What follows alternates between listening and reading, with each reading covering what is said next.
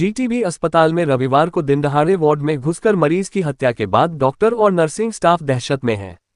सोमवार से resident doctor, nursing union और कर्मचारी यूनियन ने भी हड़ताल का ऐलान कर दिया है।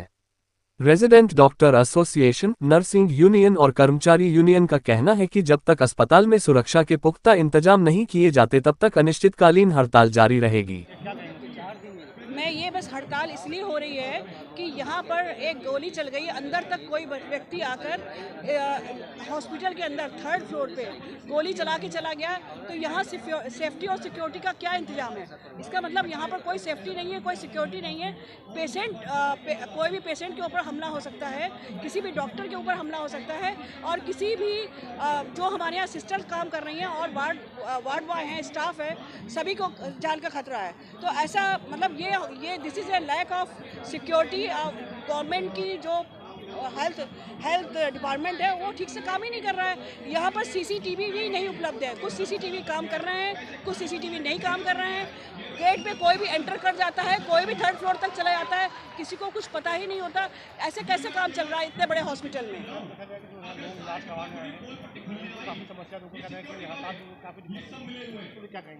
हड़ताल से उनको नहीं, हमारा इमरजेंसी चल रहा है।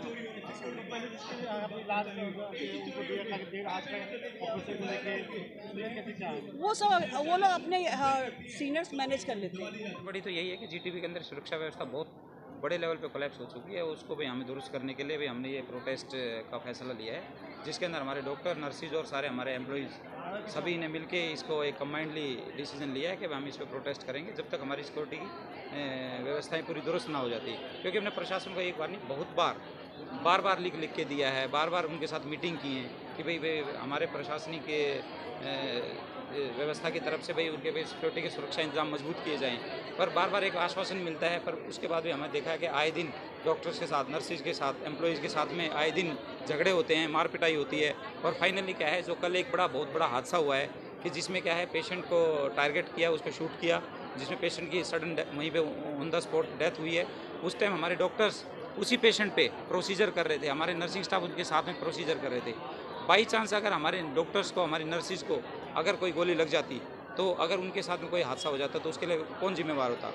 प्रशासन इन चीज़ों को अनदेखा कर रहा है। प्रशासन की तरफ से जो सुरक्षाएँ व्यवस्था की गई हैं वो बिल्कुल भी सही नहीं है।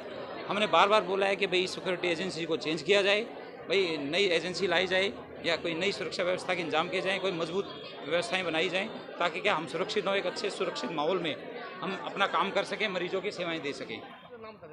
मेरा नाम सुदर्शन प्रसाद है जी। मैं अपने लड़के को हॉस्पिटल में दिखाने के लिए आया हूँ। यहाँ के प्रशासन की वजह से हमें पेशेंट को जो है बहुत परेशानी का सामना झेलना पड़ रहा है, और हमें दिखाने के लिए और डॉक्टर अवेलेबल नहीं हैं, और हमें बहुत दिक्कत आ रही है। जितने भी पेशेंट हैं सभी लोगों को दिक्कत आ रही है। हड़ताल की वजह से यही है कि कल जो हादसा हुआ है, इसकी वजह से थोड़ा सा दिक्कत और परेशानी सबको हो रही है।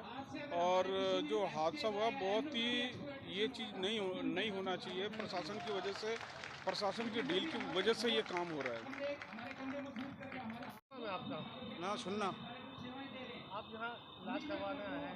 इलाज करवाना। क्या समस्या हो रही है? मेरा हड़ताल चल रही है, हड़ताल, और मेरा शनिवार को हालत बहुत ज़्यादा ख़राब हो गया। 18 तारीख मेरी डेट है और 4-5 दिन की हड़ताल है। मेरा ऑपरेशन 18 तारीख कैसे होगा? तो आप क्या चाहते हैं यहाँ पर? मैं सुधार चाहता हूँ, सुधार होना चाहिए, हड़ताल हटना चाहिए। हड़ताल की वजह से मांग जांच हड़ताल हुआ है? वो हमको नहीं सर पता, मांग जांच किस चीज़ का, हड़ताल का मांग जांच का हो रहा, कहाँ नहीं। खबरों के ताज़ा अपडेट के लिए चैनल को लाइक, शेयर और सब्सक्राइब करना ना भूलें।